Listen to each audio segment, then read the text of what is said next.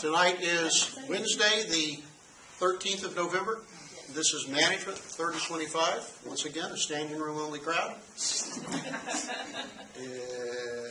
11 of us, of you, and me is 12. Mr. Williams won't be with us this evening. He had a sudden death in his family, so he's a bit absorbed.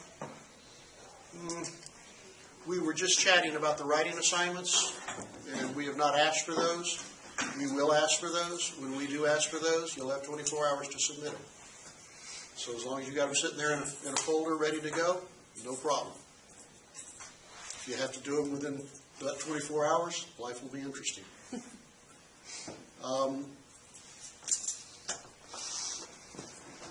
Let me start this way.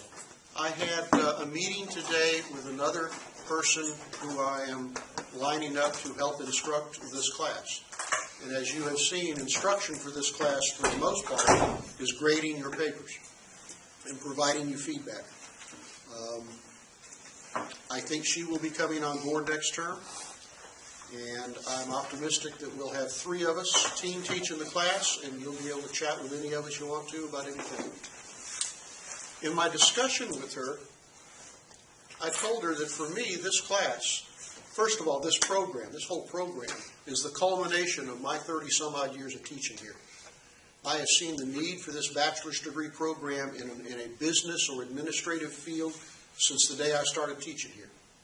And when we finally started offering, in particular, the organizational management degree, aimed at business, government, nonprofit, that to me was the way I want to finish out my years at Santa Fe, is teaching in the program and seeing this program succeed. Accordingly, for me, this course, the first course you should be taking in the program, is a weed-out course. And do you recall the distribution of grades or anything about them on the midterm? Yep. You had to make a C or better to pass, and on the first take of the midterm, 37% of the class failed to make a C or better. That's enormous. Now, when you think back about writing assignments, why do you suppose I haven't asked for writing assignments? You didn't want that many to grade. Exactly right. Why would I want to spend time grading writing assignments on people who aren't going to produce? Okay. Incidentally, and I don't know if I shared this with you on that midterm exam, 44% of the grades were A's. So there's a very clear delineation. And my interest in the sense of this program is keeping very high standards and graduating the best possible students we can. So the standard will remain high. You still will need a C or better on the final to pass this course. And when you move on to future courses, I will be monitoring you. And if I find you are in any way having difficulties, we'll have a conversation. Because if you can get through the nonsense I throw at you, you shouldn't have any more trouble. But if you do, I want to know about it, and I want to know if I can help. So, that was kind of my initial show and tell tonight. What's on your mind? Yeah. Anything going on?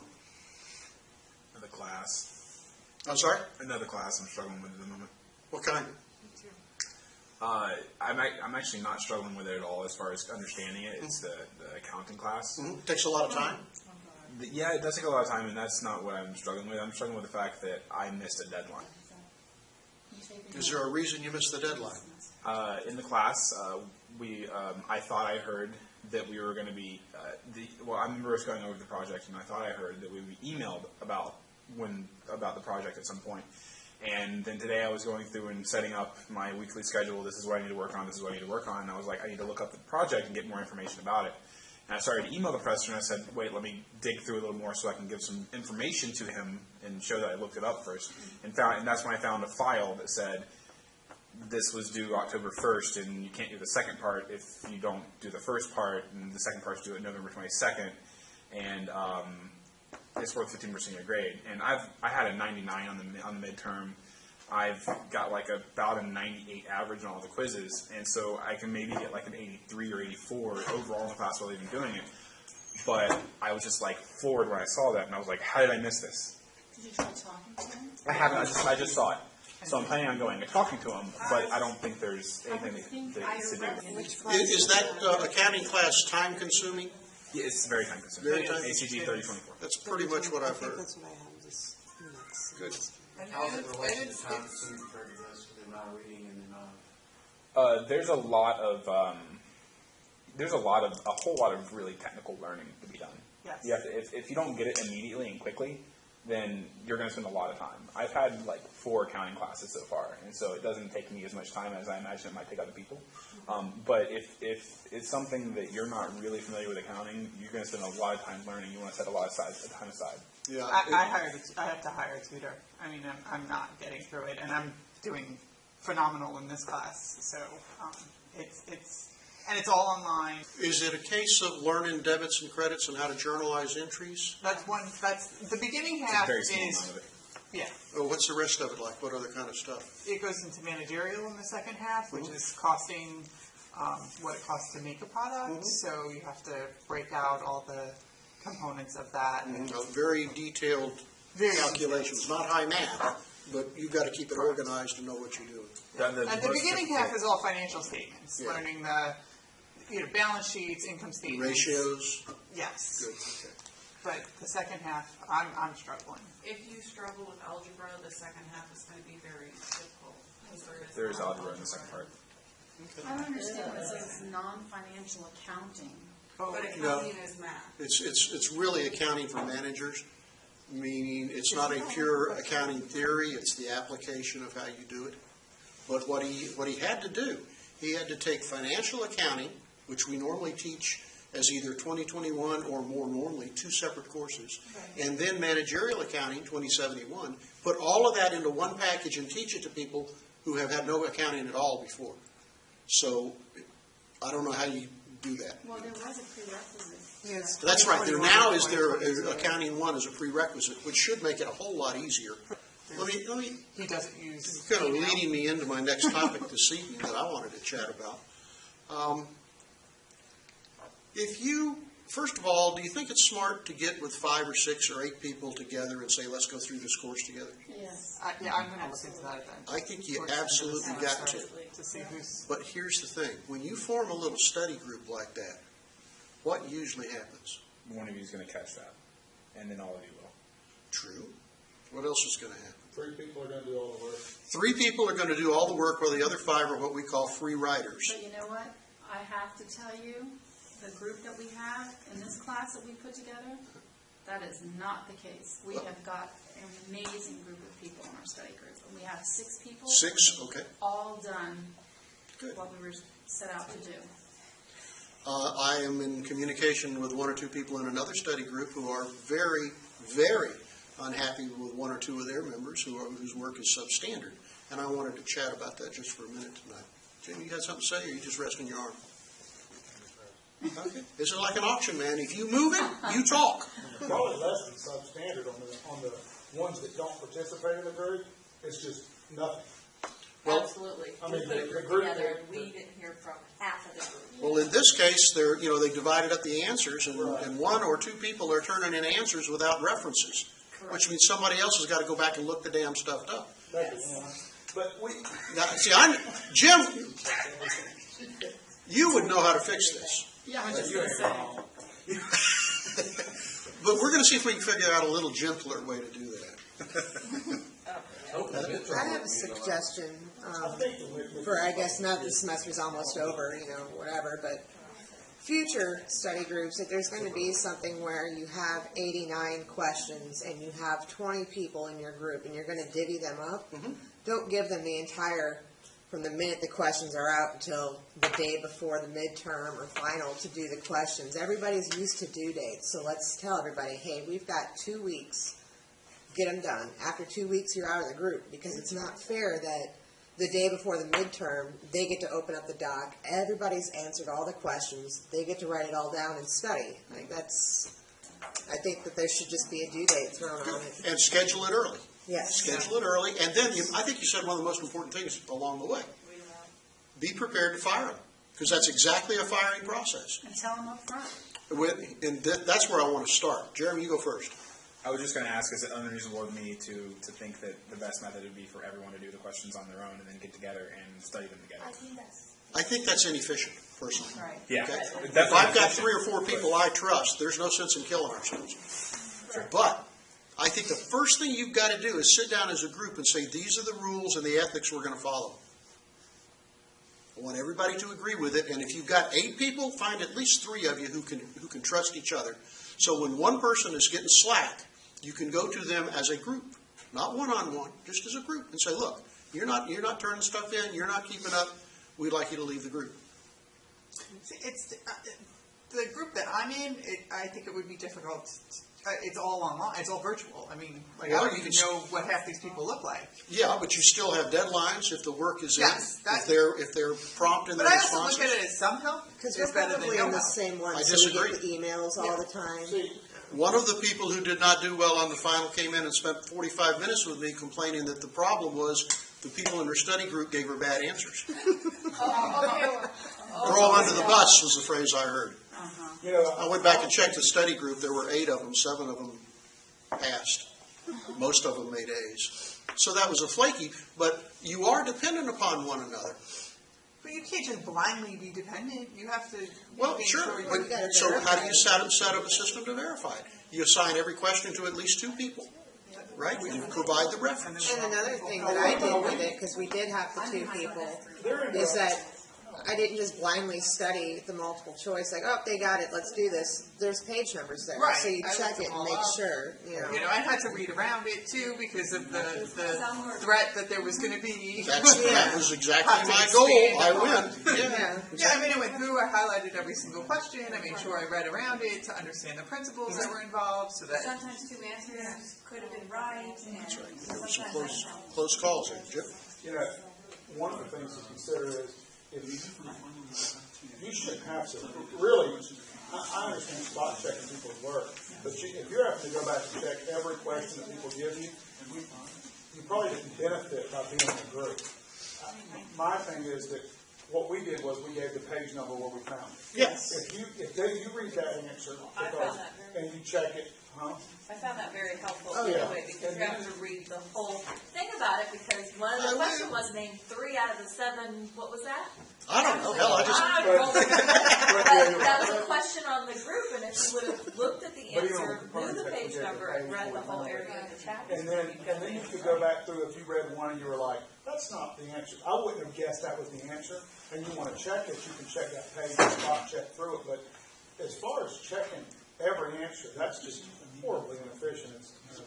If you have 2 people, that's what's the great thing, because if there's a Then you have some discrepancy- security or confidence in the Exactly. answers. Well, the page numbers, I mean, like you said, I had to go and double check that those answers were right. I was easily able to use the page numbers and make sure that they were given correct information, because some of them were wrong. Not just to make sure that the answer was right, but sometimes you have the answer, but if you don't understand the whole idea around that, I went with my answers to each page and read to understand, and I took Absolutely. notes in my, my paper for each answer, so that I will be able to explain why is this answer. Otherwise, But- you but- memorize everything and then. But remember, having the answer and the page number made it a whole lot quicker for you to Oh, do no, this. definitely. So that's what I'm saying, That was divide it great. up, That was great. double Yeah, check it. that was great.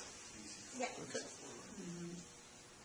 But there's got to be the confidence and the willingness to confront people who do not perform, even if they're a peer. And if you can't develop that, what will happen to the people you supervise? You will be reluctant to confront them when they're not performing adequately. You will wait on them and hope and pray and think they'll change. And ultimately, you'll write their evaluation, never having criticized them before, and tell them they're a miserable failure. And that's not fair. Well, the other thing too is, part of your success is your group. Yes. So if you don't address that, you're setting yourself up for failure. You're not just setting yourself, you're setting the whole group up. Right. Okay. And the other key ingredient here is when you find someone whose performance is not up to par, you got to do it tactfully the first time, okay? And then judge their reaction. If they are apologetic and I will do better, and in fact they do, they're a stronger player now. On the other hand, if they've got excuses and resistance and they're defensive, be careful. And Susan. I'll just point out from experience that it frequently happens in real life that you end up supervising what were your former peers, and that's Yes. a real challenge. So it's good practice. Which takes you back to a leadership style that is much more consensus building, much more, here's what we got to do, you have any thoughts on it, as opposed to the autocratic, here's what we're going to do, you do this, you do that. That kind of leadership style is losing flavor these days. It doesn't work very well for the millennial groups, et cetera. But you still need to be able to confirm too, and You have, and this is my bias coming into it from a long time ago, I'm still the boss, damn it. That means I die if we all die, and I go first. But it also means that if you've got to make a tough decision, here's the way it's going to be. Yeah. It's a delicate balancing act. As far as supervising your peers, though, if the company's done a good job of promoting you or the person they've promoted, theoretically, you were already a leader. You were already a leader within that department or within the company, or you shouldn't have been promoted. So your peers would hopefully respect you because you already showed leadership. And I completely agree with you after a level. If you're at a level where you have supervisory authority and responsibility and you get promoted again, we should be able to assume you were doing a good job. But when you take people from line level without supervisory authority or duties, and you promote them up to supervise their peers or anyone else, that's a whole different skill set. And too frequently what I've seen is you take the lower level people and you promote the hardest worker to supervise the rest. But hard work ain't what it takes. People skills may be what it takes. So that breaks down. we see promotions on people who are just, he's the best one Yeah. of a group, Yeah. but he has no leadership skills. Right. It's called the Peter principle. Are we familiar with that? yeah, you rise to the level of your income. Yeah. If you get this job, what gets you to the next job? How well you did here. And if you get this job, what gets you to this one? How well you did here. Well, the skills you need here and the skills you need here may be divergent. And next thing you know, you're promoted up to a job you can't do. You're incompetent. Now you've reached your Peter principle level. And what do we do with you then? Fine. Ideally, you fire them, but in far too many companies, as well as public service, we transfer them somewhere where they'll do the least possible harm. Sir, Vic, Peter principle? Yeah. I love it when people write down what I say. I feel so cool. Free Peter principle. They figured out. Yeah, really. Okay, that was the other thing I wanted to talk about with study groups. I want to encourage you to build and use them first thing in the term, beginning of the term, before the term. I would hope you're talking to one another about what are you going to take next term and what can we take together. Not only are you more efficient, it's a hell of a lot more fun. The other thing that you can do too is in the beginning when the classes start, this is kind of what I did. See how people were communicating in the discussion groups. You can kind of get a feel as to, I mean, it's not always right, but you can kind of get a feel as to their demeanor and, you know, how they're gonna be. Mm-hmm. That sometimes is a good indicator. Good. I think you're right. Okay, what else is on your mind? Yes, ma'am. Is there going to be any more calculator stuff on the Bunches. Bunches. That's why we're going to meet twice before the final. It's gonna be harder. You know, there's 3 weeks, right? There's only 3 weeks so far. We're going to meet twice. We're going to meet a week from tonight, which is not on the schedule. And we're going to meet sometime the following week when I figure out which day won't offend anybody like my boss. You're going to find that the calculations we did for the midterm were on the time value of money. Yeah. Loan payments, and you're going to do those again. Then you're going to find that the next calculations are on cost, volume, profit, and break even, See that? which should sound familiar from your accounting course because it's right out of cost accounting or managerial accounting. And they're really pretty straightforward. Matter of fact, let's take just a minute and do one real quick. A little foreshadowing of the cost, volume, profit. Here's the situation. And I'm going to borrow from Health Services Administration because this is the way I taught it in the finance course there. You are now going to manage an assisted living facility. What's an assisted living facility? Old people home. Old people's home with varying degrees of care. Some of them need a lot of attention and care. Some of them just basically need somebody to be around in case they need help. You have 50 beds or resident halls or whatever you want to call them, 50 vacancies. It costs you normally, by the time you go out and you measure how much time your people spend with these folks and how many people you need, any materials and stuff that you have to provide to them, it costs you, let's say, $1,700 per month per resident to take care of them. And you also have expenses like rent and utilities and running the kitchen and whatever. You have what we call overhead that costs you $7,000 a month. Overhead. What's the chances you're going to be able to keep all 50 beds full all the time? Zero. So what do we call it when you don't quite fill them all? Underutilization or undercapacity. And so we're going to say that you are going to typically operate at 80% capacity for planning purposes. How much do you have to charge each resident per month to break even, to cover your costs? That's a cost volume profit break even. Does it sound familiar? I know you don't like it, but okay. What's the basic principle involved? The price we charge to our residents, that's what we're looking for. That price, whatever we get per resident, minus $1,750 that he costs us, is what we have left over from him paying us. You with me so far? What'd you get, 1,700? I'm sorry, $1,700. Hey, I'm making this up. Go with me here. Come on. Don't start getting critical on me. I'll go back and change some grades. If your price was $3,000 a month, for example, and it cost you $1,700 to take care of him, then you've got $1,300 a month left over. You see that? That's called the contribution margin.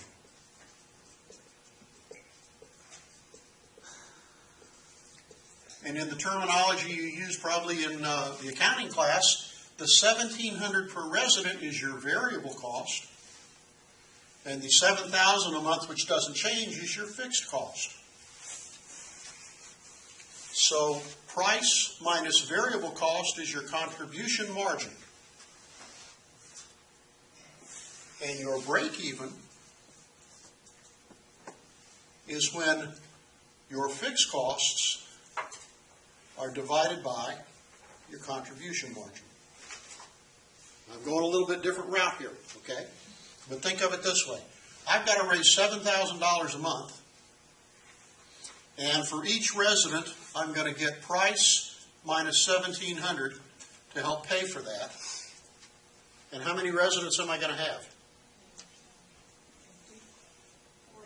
80% of 50, 40 residents. So that's, let me set that up a little bit better. That's not the way I want it. My contribution margin per resident times 40 residents has got to cover my fixed costs. You with me on that?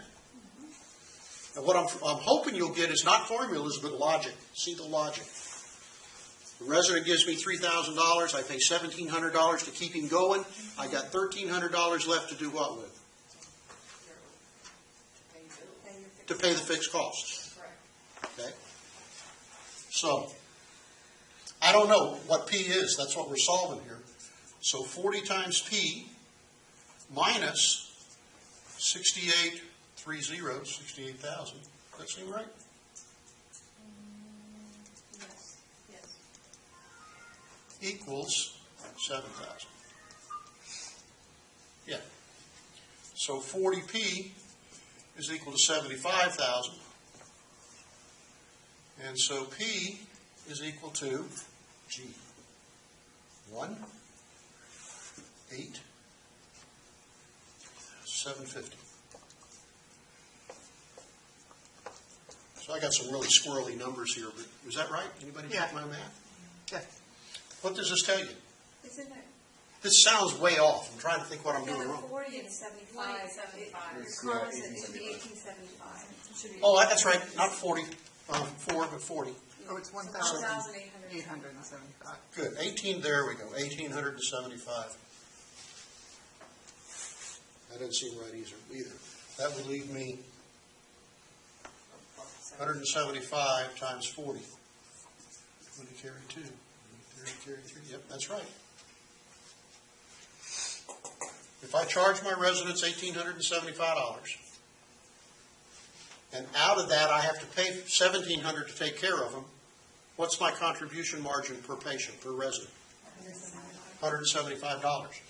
If I can do that for 40 residents, that'll just raise enough money to cover my fixed costs. Is that making sense? Yes. If that makes sense, good. If it doesn't, go on Canvas, take a look at the handout on this stuff that kind of explains it, and fire me back some questions on Canvas. And if I need to build some sample problems and post them for people to practice with, we'll do that. And that's the kind of thing I'd like to start doing next week when we meet, is just crank through a few of these for practice, as well as go over the time value of money stuff. Okay? Do you have videos out there like you did for the other ones? I don't remember if I do or not. I'll look, you look, and if I don't, I'll put one together sometime late this week or next week.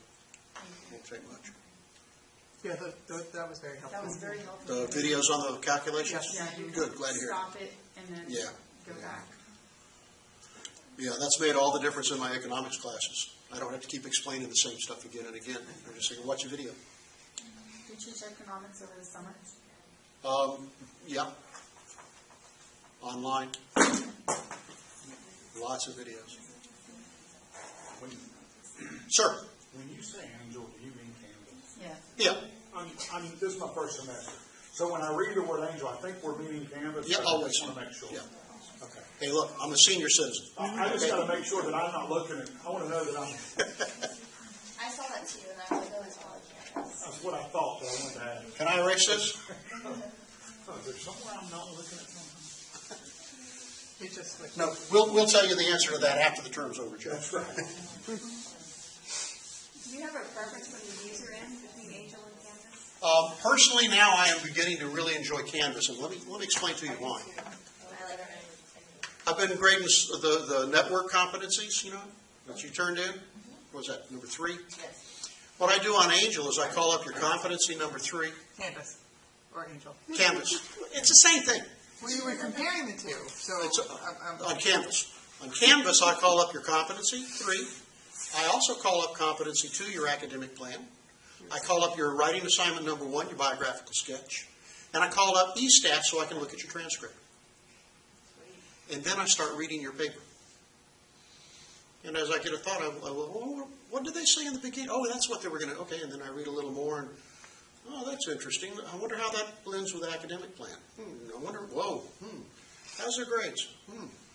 And then when I get ready to write you something back about that competency, it comes from, I think, a much broader understanding of who you are and what you're trying to do. And I hope that makes it more beneficial to you. It is slow as hell. It takes me 10 minutes to grade a paper now, which is, thank God for Jimmy Williams, He's helping. That's why we'll have 3 of us next term. But, yeah, I love Canvas for that specific reason. The young lady I talked to today about teaching with us knows much more about Canvas than I do. How to do chat and video and stuff like that. So I'm hoping she'll educate me and bring me up the learning curve too. 2 things. All of you. I did do that. All of you, for every course you take here, before this term is over, go in and evaluate that course online. Normally, the last few years, I've been teaching 6 or 7 courses per term. And you know how many total evaluations I get at the end of each term? That's 7 times 25. How much is that? 175 students. I typically get 7 or 8 evaluations. Wow. And that way, nobody knows what the hell I'm doing. And if there's a problem out there, and we don't hear from it from you, we damn sure don't know about it. Because I'm guaranteeing you, between me and Dr. Searcy, we got a little say-so on who teaches and doesn't teach courses. Who gets the evaluations? That evaluation goes, well, the paper ones used to go all the way through F building and work down. That one goes to our boss, Dr. Geeson, and then to Jake Searcy, and then to the instructor. Are they anonymous, or do you guys? Yes, they are. You get a lot of compliments on YouTube, though. Well, it took me quite a while to post those. How do you feel about the instructor who has, as one of their assignments, please tell me how you liked this course. Write it in a one paragraph, well-written paragraph. Whatever you say will not be held against you. Just make sure that it's a well-written paragraph. Are you kidding? We have a term we use in economics frequently. It's called stupid. If you respond to that in pure candor and just call it like you saw it and you sign it, we call that stupid. Yeah. Like, why do you even create an assignment like that? You have Dr. Smith, don't you? Yeah. Pardon? You have Dr. Smith, don't you? That's I have. We won't discuss names Yeah. in my presence. When I walk out and get a drink of water, I encourage you to trade information. I find the class not as useful as I thought it was going to be because it seems to be more geared towards the APA, like referencing everything. In my work, I never do that. I thought it would be more about the memo writing and the resume writing and professional business writing. I haven't read that. And I Well, the APA style of writing is highly demanded in the HSA program. My view in business and organizational management is I thought APA was the American Psychology Association. As long as I can read it and I can find your references, I'm real happy. But if this is supposed to be a degree in applied science, Yes. then why don't they make the course so that in everyday working, it's something you can use, like the memos, like the emails, Well, in the beginning, we didn't know how many students we were going to have, so we were piggybacking that course with HSA.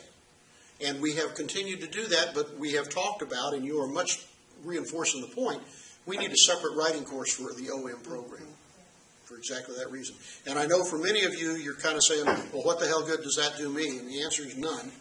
But it sure does help us in the program down the road if you'll let us know about this. Jeremy. I think everyone's talking about the pro writing course. It seems pretty clear. I didn't, first of all, know there was this many different teachers or professors teaching it. I have Kathy Russell, and I got to tell you that compared to what you guys are saying, everything we've done has been writing a memo or doing a project, doing a report.